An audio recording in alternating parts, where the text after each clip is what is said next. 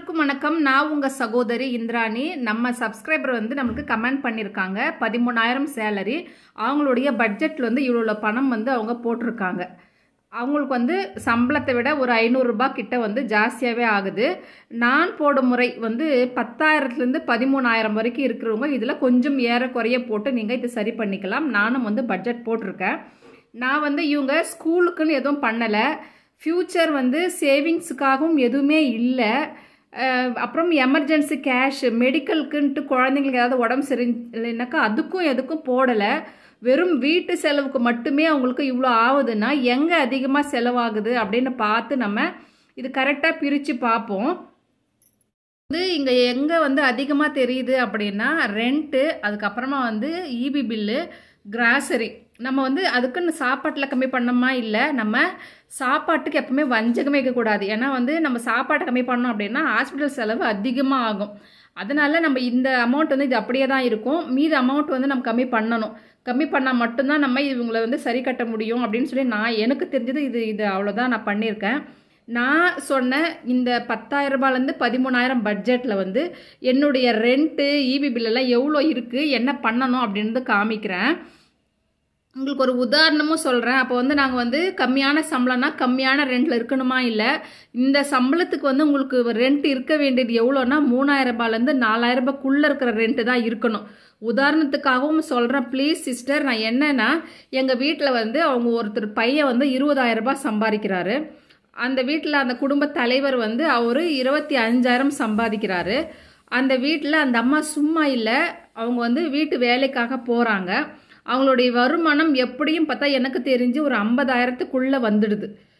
அந்த குடும்பத்தில் அவங்க இருக்கிற ரெண்ட் எவ்வளோ இருக்காங்க அப்படின்னா 6,000. அவங்க 50,000 ரூபாய்க்கு வருமானம் வரவங்களே வந்து 6,000 ரெண்டில் இருக்கிறாங்க பெங்களூரில். அவங்களுக்கு தண்ணி வசதி எல்லாம் தான் இருக்குது. ஆனால் சிமெண்ட் தரை, வீடு வந்து சிமெண்ட் தரை அவ்வளோதான் தவிர மற்றபடி அப்படி தான் இருக்குது.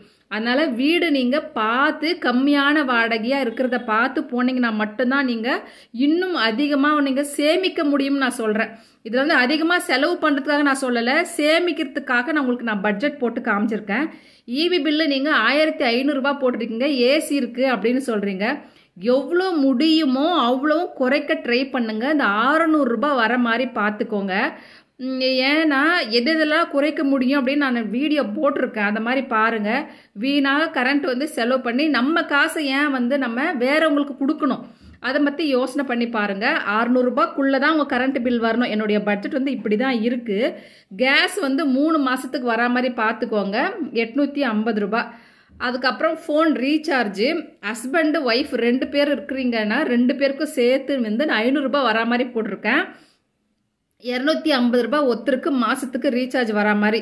எனக்கு வந்து நெட்டு வேணும், எனக்கு வந்து நான் அதெல்லாம் பார்க்கணும் அப்படின்னா அதுவும் வந்து ஆஃபரில் எது இருக்குது அந்த மாதிரி பார்த்து போட்டுக்கோங்க. அதுக்கப்புறம் வந்து கேபிள் வந்து 250 ரூபாய். இதுக்கு வந்து எந்த சேனல் வந்து வேணும்னு பார்த்து கூட நீங்கள் இப்போல்லாம் ஆப்ஷன் இருக்குது, அதை பார்த்து நீங்கள் இன்னும் கம்மியான வரா மாதிரி கூட கேபிள் போட்டுக்கலாம். நான் வந்து கரெக்டாக இவ்வளோ போட்டிருக்கேன். கிராசரி வந்து நீங்கள் 3,000 போட்டிருந்தீங்க, நான் 2,000 போட்டிருக்கேன். இது எப்படி வாங்கணும் இதை பற்றியும் வீடியோ போட்டிருக்கேன். கரெக்டாக எது இல்லையோ அது வாங்கணும், ஹோல்சேல் கடையில் எப்படி வாங்குறது, அதுக்கு என்னுடைய வீடியோவில் லைக் பண்ணுங்கள், சப்ஸ்கிரைப் பண்ணுங்கள் அப்படின்னு நான் ஏன் சொல்கிறேன் அப்படின்னா இதுக்கு முன்னாடி வந்து ஒரு 400 வீடியோ போட்டிருக்கேன். நான் வந்து அதில் நிறைய டிப்ஸ் சொல்லியிருக்கேன். ஒரு ஹோம் மேக்கராக ஒருத்தர் வந்து இப்போ இடம் வாங்க போகிறாங்க அப்படின்னு. ஏன்னா நான் யூடியூப் ஸ்டார்ட் பண்ணி வந்து 2 வருஷம் ஆச்சு. உங்களுடைய வீடியோ கண்டினியூவாக பார்த்துன்னு இருக்கேன். எப்படி வந்து நான் பண்ணணும் அப்படிலாம் வந்து நான் நிறைய கற்றுட்டேன் சிஸ்டர். இப்போ நான் இடம் வாங்க போகிறேன் அப்படின்னு சொல்லி நான் ரொம்ப ஹாப்பி. அதனால தான் வந்து இதெல்லாம் பாருங்கள், இந்த டிப்ஸ் உங்களுக்கு யூஸ் ஆகும்னு சொல்கிறது. அதனால தான். அதுக்கப்புறமா வந்து வெஜிடேபிள் நான்வெஜ்ஜு வந்து நான் வந்து 800 ரூபாய் போட்டிருக்கேன்.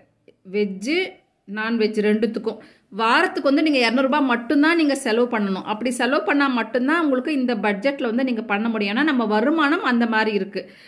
பெட்ரோல் வந்து 500 ரூபாய், நீங்கள் வந்து பாலுக்கு வந்து 600 ரூபாய் நான் போட்டிருக்கேன். நான் வந்து ஏற்கனவே சொல்லியிருக்கேன், ஹெல்த் மிக்ஸ் பவுடர் ஒன்று நம்ம வீட்டிலே ரெடி பண்ணிக்கணும். ஒரு நாள் வந்து பால், ஒரு நாள் வந்து அந்த ஹெல்த் மிக்ஸ் பவுடர் கஞ்சி மாதிரி குடிக்கலாம். அது உடம்புக்கும் ஆரோக்கியம் அப்படின்னு சொல்லிட்டு நம்ம பணமும் மிச்சம் பண்ண மாதிரி ஆச்சு, நம்ம உடம்பும் நல்லா கட்டி பண்ண மாதிரி ஆச்சு அப்படின்னு சொல்லியிருக்கேன். ட்ரை பண்ணுங்க, அந்த வீடியோவும் இருக்குது.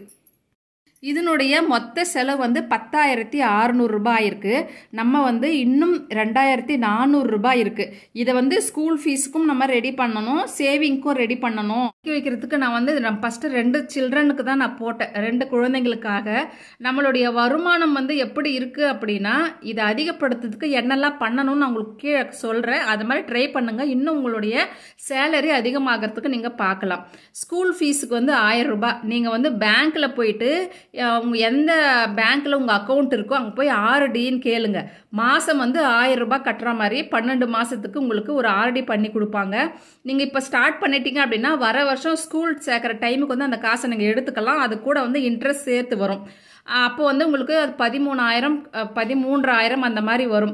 அந்த 1,000 இல்லை ஒரு 1000 ரூபாய் உங்களுக்கு இன்ட்ரெஸ்ட் வந்தால் கூட உங்களுக்கு புக்ஸுக்கு இல்லை பேக் வாங்குறதுக்கோ ஷூ வாங்குறதுக்கோ உதவும். இந்த காசு வந்து ஃபீஸ் கட்டுறதுக்காகும். இதுக்கப்புறம் நான் மாற்றிட்டேன். ஏன்னா வந்து இப்போ இருக்கிற இந்த வருமானம் இருக்கிறவங்க ஸ்டேட் சிலபஸ்லையோ இல்லை கவர்மெண்ட் ஸ்கூல்லையோ தான் போட முடியும். ஏன்னா நான் இங்கே தான் போடணும்னுலாம் நான் சொல்லலைங்க. இந்த பட்ஜெட்டுக்கு வந்து நான் இந்த மாதிரி தான் பண்ண முடியும்ன்றதான் நான் பண்ணியிருக்கேன். ஸ்கூலில் வந்து இன்னும் நல்லா படிக்க வைக்கணும்னா நம்மளுடைய வருமானத்தை அதிகப்படுத்தினா கண்டிப்பாக முடியும். அதுக்கப்புறமா வந்து மெடிக்கல் அப்படின்னு சொல்லிட்டு, ஏன்னா வந்து எமர்ஜென்சி கேஷ்னு கூட இதை சொல்லலாம். ஒரு 500 ரூபாய் எப்போ நம்ம வீட்டில் ஒரு பூஜை ரூம் இருக்குது அப்படின்னா உங்கள் வீட்டு ஃபோட்டோ இருக்குது இல்லைங்களா, பூஜை அறையில், அங்கே பின்னாடி எடுத்து வச்சுருங்க. அது எப்பயாச்சும் வந்து திடீர்னு குழந்தைங்களுக்கு உடம்பு சரியில்லை, இல்லை உங்களுக்கு ஏதாச்சும் வேணும்னா கூட இந்த காசு எடுத்துக்கலாம். நான் ஏன் பூஜை அறையில் வைக்கணும்னு சொல்கிறேன்னா, அந்த காசு வந்து வேறு எதுக்கும் வந்து வீணான செலவு வராது. அதுக்காக அங்கே வச்சு வைங்க அப்படின்னு சொல்கிறேன் நான்.